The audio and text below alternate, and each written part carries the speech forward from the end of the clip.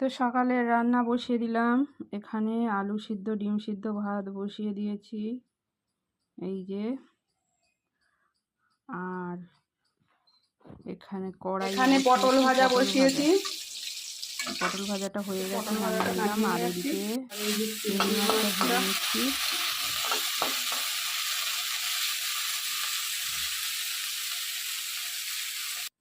আর এখন তেলের মধ্যে রাঁধুনি ফোড়ন দিয়ে কচুরলতিটা বসিয়ে দিলাম।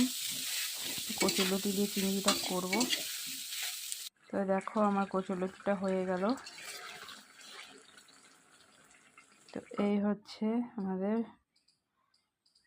কচুরলতিটা রান্না হয়ে গেছে, নামিয়ে নেব। তো এই হচ্ছে সকালের রান্না। ভিডিওটা ভালো লাগলে অবশ্যই লাইক কমেন্ট করে পাশে থেকো।